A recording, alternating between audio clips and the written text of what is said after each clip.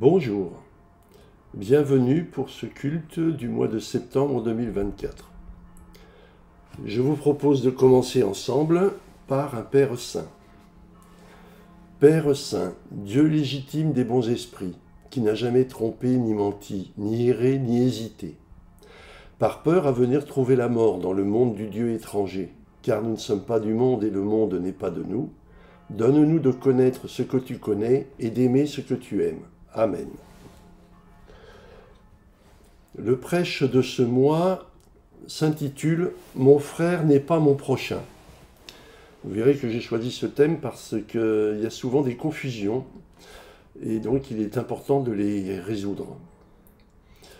Qui doit-on aimer? Aimer son prochain. Si le livre de l'Exode et de Deutéronome, qui détaille le décalogue, c'est-à-dire les 10 commandements, ne le précise pas aussi clairement, le Lévitique, lui, le précise clairement.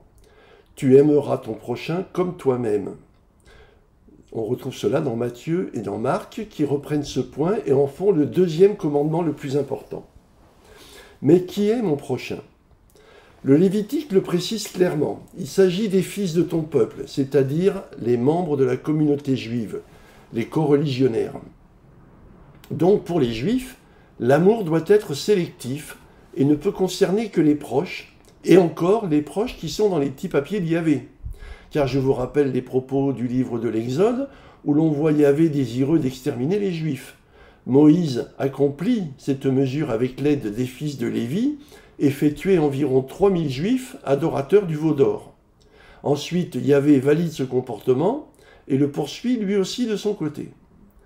Bien entendu, s'agissant des autres peuples, la question ne se pose pas.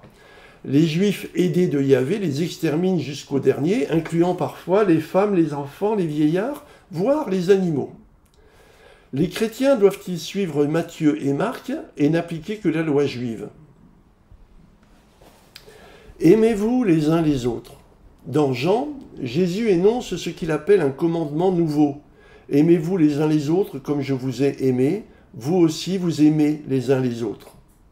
Est-ce que ce nouveau commandement est en opposition avec le vieux commandement de la Torah? Cela dépend comment on le comprend. Si l'on se place dans le contexte local qui est décrit, une réunion entre Jésus et ses disciples, on pourrait croire ce commandement limité à ce groupe. Si l'on tient compte du contenu de la phrase « comme je vous ai aimé », il est clair que Jésus n'a fixé aucune limite à son amour qu'il a dispensé très largement au-delà du cercle intime et même vers des populations considérées comme étrangers, telles la Samaritaine, l'officier romain, etc. Donc on peut raisonnablement penser que Jésus va au-delà du commandement de Yahvé et élargit l'amour dû aux autres à tout le monde. C'est pour cela qu'il annonce que la loi de Moïse est accomplie. Comme toute tâche qui est accomplie, la loi ne s'applique plus aux hommes, selon Jésus, qui va en proposer une autre, différente et parfois opposée. Mais qu'en est-il des cas particuliers, comme ceux qui ne nous aiment pas? Matthieu confirme le rejet de la loi mosaïque au profit d'une loi d'amour universelle. Aimez vos ennemis, priez pour ceux qui vous poursuivent. Luc confirme cela. Mais je vous le dis à vous qui m'écoutez, aimez vos ennemis, faites du bien à ceux qui vous détestent, bénissez ceux qui vous maudissent, priez pour ceux qui vous insultent. Là, on est clairement dans une opposition totale avec la loi d'Yahvé et avec la tradition humaine. Qui peut citer un peuple à quelque période que ce soit qui ait pratiqué ainsi? Personne, évidemment. On comprend mieux que les judéo-chrétiens aient conservé la mauvaise habitude de la loi juive, le plus souvent renforcée par la loi du talion issue du code d'Hammurabi, notamment dans ses paragraphes 196 et suivants. Pourtant, aucun chrétien ne devrait s'abstenir de suivre la loi d'amour universelle, que je préfère appeler bienveillance, pour éviter les mauvaises interprétations. Mais cette obligation de bienveillance universelle interdit-elle de mettre en place des gradations dans sa pratique? Ai-je le droit de préférer ma femme à mon cousin à mon voisin à un étranger, etc. En clair, existe-t-il des critères de préférence qui pourraient venir contredire les critères sociaux hérités de notre animalité? Qui doit-on aimer préférentiellement? Après avoir remis en question la loi d'appartenance sociale et religieuse de la Torah, Jésus va également s'en prendre à la loi d'appartenance familiale. Dans Matthieu et Marc, Il rejette la filiation et la parenté au profit de l'adhésion spirituelle. Qui est ma mère et mes frères? Quiconque fait la volonté de Dieu, celui-là est mon frère, ma sœur, ma mère. Là encore, le judéo-christianisme refuse d'appliquer cette parole, préférant largement en rester au concept de la loi mosaïque qui favorise le prochain à l'étranger. C'est pour cela que l'on bénit les canons, que l'on organise des croisades et que l'on brûle les hérétiques. Mais le vrai chrétien doit savoir que sa bienveillance ne peut s'autoriser de préférence. Elle doit s'appliquer à tous, de la même façon et avec la même intensité, c'est-à-dire autant qu'on le peut. Il n'est pas étonnant que les chrétiens qui ont mis cela en avant aient eu des problèmes. Dans l'histoire moderne, seul Gandhi a appliqué ce principe, allant jusqu'à confectionner des pantoufles pour le directeur de la prison où il était retenu indûment. Qu'en est-il des relations sociales dans le christianisme? Le chrétien vit détaché du monde. On le voit, la stricte et simple application du commandement d'amour de Christ et sa conception des liens sociaux remet en cause ce que les hommes considéraient comme la norme avant lui. Mais cela est-il limité à certains moments de la vie ou bien faut-il l'appliquer en permanence, y compris dans les temps particuliers des liens sociaux? Nous pouvons répondre à la question avec cette anecdote. Alors qu'il s'apprête à partir avec ses disciples, Jésus est interpellé par l'un d'entre eux qui est requis pour l'enterrement de son père. Il lui répond « Suis-moi et laisse les morts ensevelir les morts. » C'est dans Matthieu. S'il est un temps social majeur, c'est bien celui où le Fils marque sa filiation et sa position sociale en participant activement aux obsèques de ses géniteurs. Or, Christ désigne cela comme une pratique mortifère pour le croyant. En effet, celui qui enterre un mort montre son attachement à l'idée que cela est nécessaire au devenir du mort dans l'au-delà. Cette pratique marque le passage entre l'animal et l'homme. Comme je l'ai expliqué dans de précédentes publications, les anthropologues ont observé l'apparition de l'ensevelissement rituel chez les Homo neanderthalensis et les Homo sapiens vers une période située entre 40 000 et 100 000 ans avant l'ère commune. Cette pratique marquerait le début de la religion chez les hommes. Cela rejoint le point de vue de René Girard. Paradoxalement, s'il vit détaché du monde pour ce qui est des relations sociales, le chrétien est pleinement en communion avec les hommes en raison de sa nature à pratiquer la bienveillance. Nous sommes tous frères. Tous les chrétiens considèrent être des créations divines. Notre présence sur terre est la conséquence d'un événement fâcheux. La faute originelle pour les judéo-chrétiens, la chute des anges pour les autres. Les cathares ont poussé ce concept cosmogonique dans sa logique évidente.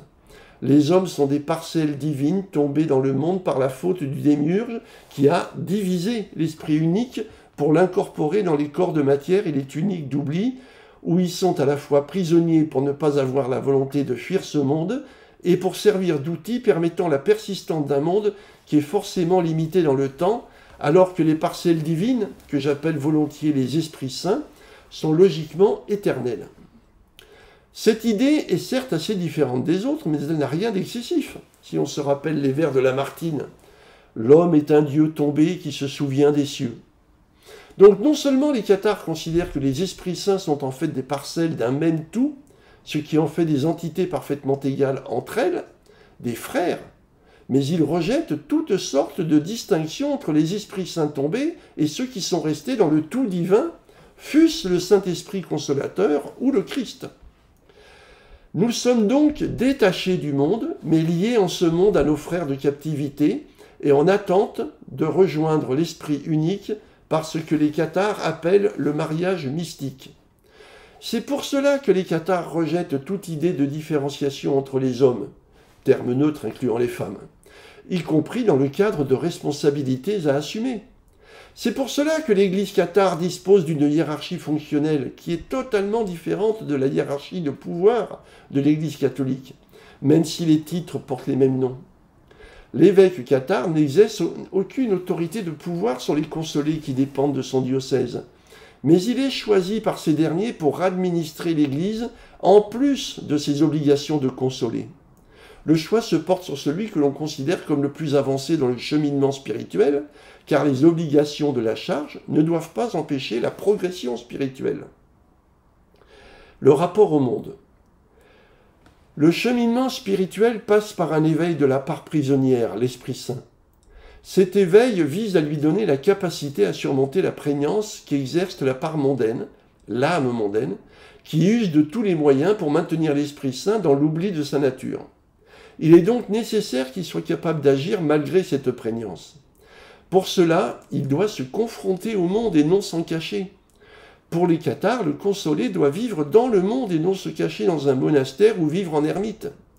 Il doit également agir en égal de tous les autres esprits saints prisonniers ici-bas et non s'octroyer une situation sociale favorable. C'est pour cela qu'il doit gagner sa vie par son travail, même s'il a des charges ecclésiales à assurer en plus. Si au Moyen-Âge les femmes étaient exclues de fonctions nécessitant déplacement hors des maisons cathares, c'est pour des raisons de sécurité, car les routes étaient dangereuses, y compris pour les hommes. Aujourd'hui, cela n'a plus de raison d'être. Mais comment le consolé peut-il mettre en accord sa foi et les obligations du monde? Comme souvent c'est le cas pour des pratiquants de religion, le cathare devra respecter les lois du pays où il vit et devra chercher des adaptations pour les lois qui s'opposent trop fortement à ses convictions. Heureusement, ces cas sont assez rares. L'obligation de non-violence conduira le consolé à refuser de participer à des activités violentes, comme les activités liées à la mise à mort d'animaux et bien entendu aux activités militaires. L'obligation d'humilité le conduira à refuser de participer à des activités pouvant le conduire à porter un jugement sur autrui. Il devra également s'abstenir de jurer ou de prêter serment. En fait, cela le conduira à rejeter bon nombre de métiers en lien avec l'État. Au final, il n'aura pas plus de mal à se fondre dans le monde actuel que les cathares médiévaux n'en avaient à le faire dans le monde de leur époque. Pour conclure, je vous dirais que l'homme est un animal social, mais le cathare n'est plus complètement un homme. Si la bienveillance le pousse à apporter son soutien aux autres hommes sans aucune distinction d'aucune sorte, l'engagement du consolé peut l'amener à privilégier sa foi aux règles sociales. Pour simplifier, le cathare n'a que des frères et pas de prochains. Merci. Pour terminer, je réciterai donc seul le pater des cathares. Père Tout-Puissant, principe des esprits saints, ta volonté agit sur tout le bien. Ton Saint-Esprit nous guide comme il te plaît pour que ta grâce puisse nous être accordée. Donne-nous chaque jour la nourriture que ta parole et ton amour procurent. Remets-nous nos fautes et nos manquements, comme pour nos frères nous en faisons autant, et soutiens-nous dans les difficultés afin de nous délivrer du mauvais. Amen.